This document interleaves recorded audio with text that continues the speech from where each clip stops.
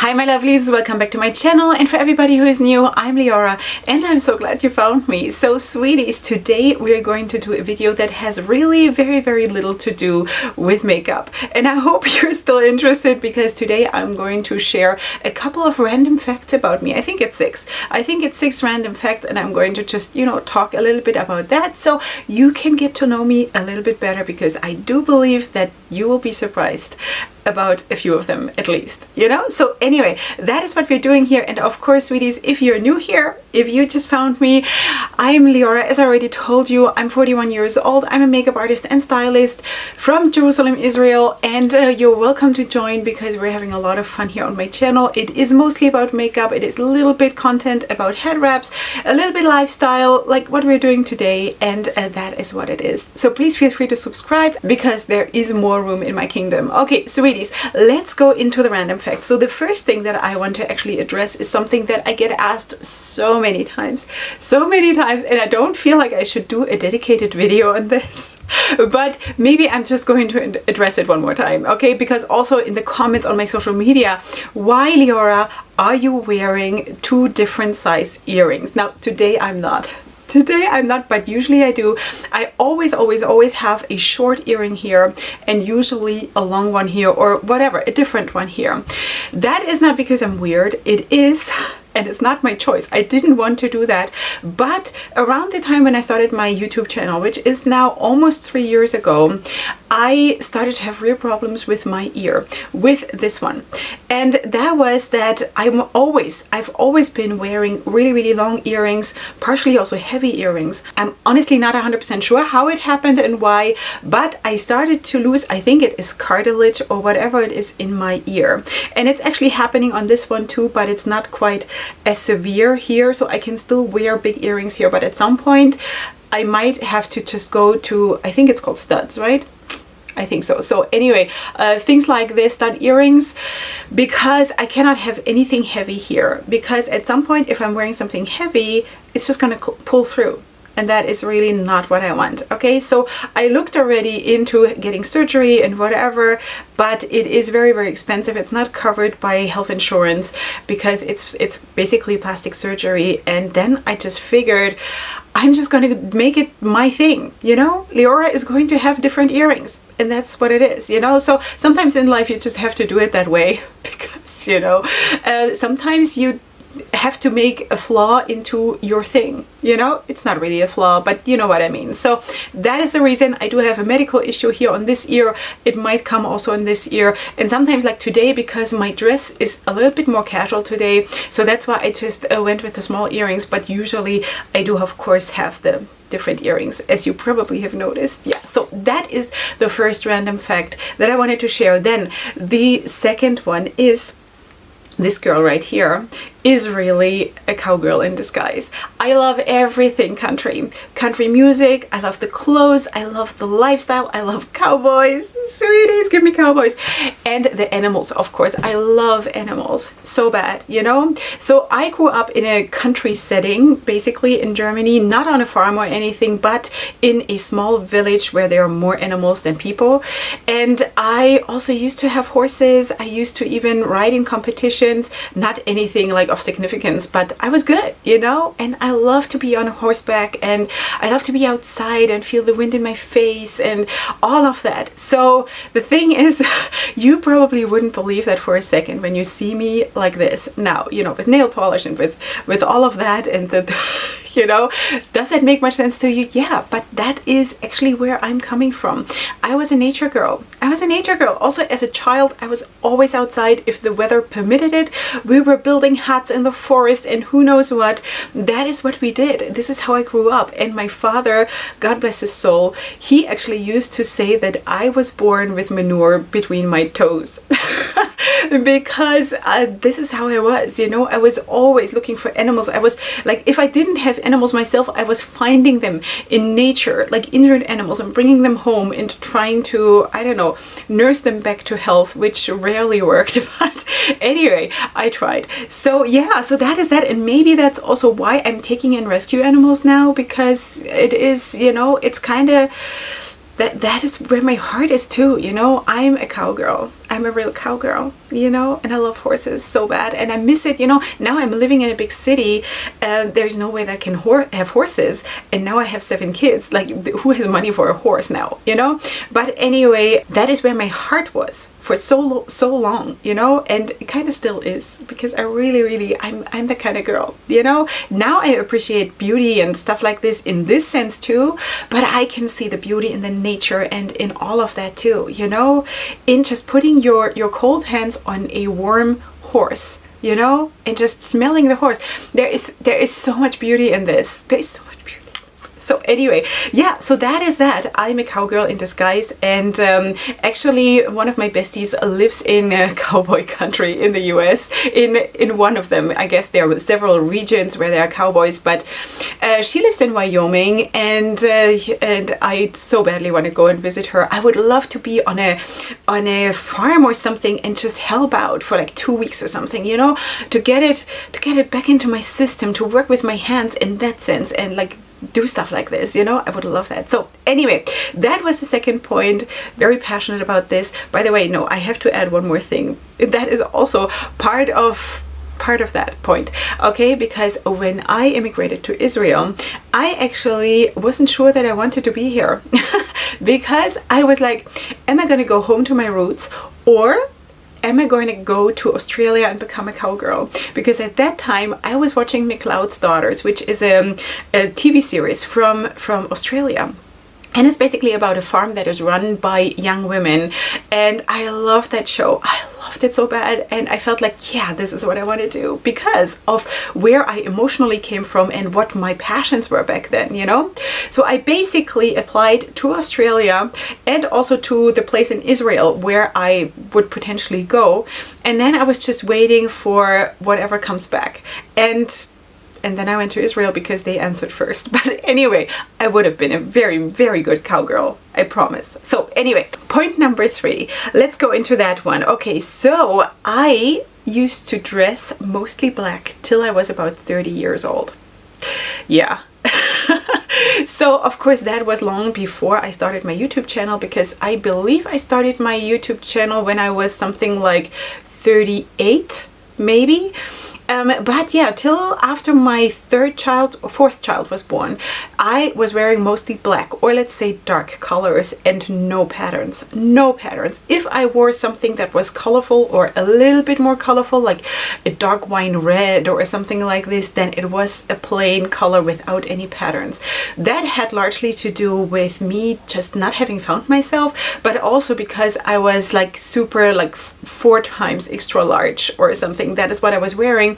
And I was just really insecure about myself. I didn't want to draw attention to me. I didn't feel like I deserved to be seen. I didn't feel like I know where to buy clothes that fit my size. You know, I always felt like a sausage like pressed into my clothes.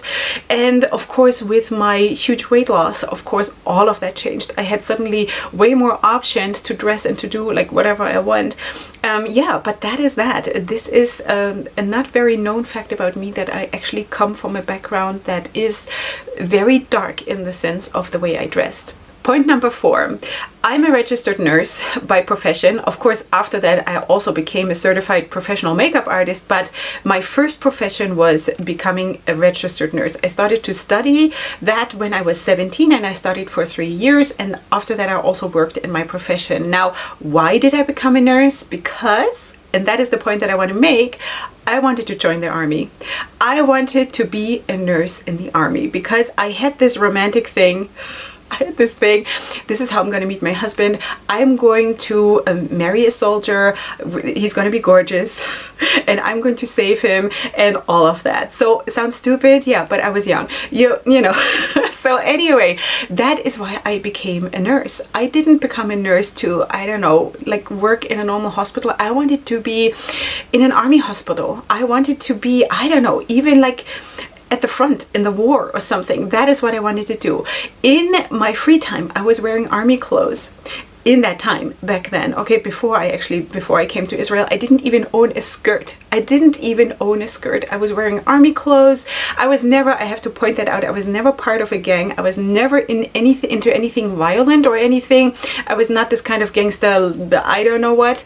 Never, okay? I was always, I was just into the style and into the romanticized version of soldiers and army and all of that. Now, I figured out that life is different and life is not a romance novel, and that so many soldiers are so traumatized and all of that, and it's extremely hard to heal them or to support them, or like, you know, all of these things. And I'm all for that. I'm so for that, but I'm kind of glad that I didn't go into that direction, because I don't know if I could have handled it, honestly, you know, because you have to be an extremely strong person to hold a person like this, you know, and to live every day with a person that is so deeply traumatized. Of course, there are soldiers who are also not traumatized, but anyway, I of course had a very romantic idea about how it would all be. So that all happened already when I was still in Germany, because this is where I started to become a nurse.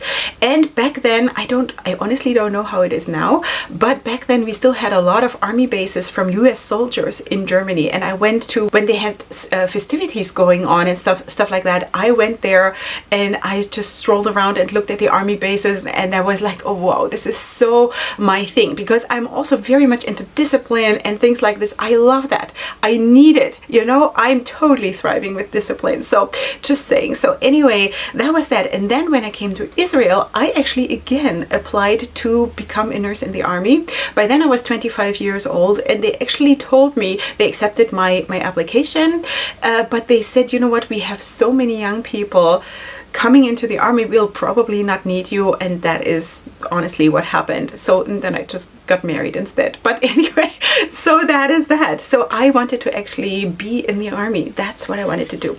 Okay, then point number 5, I married my boss.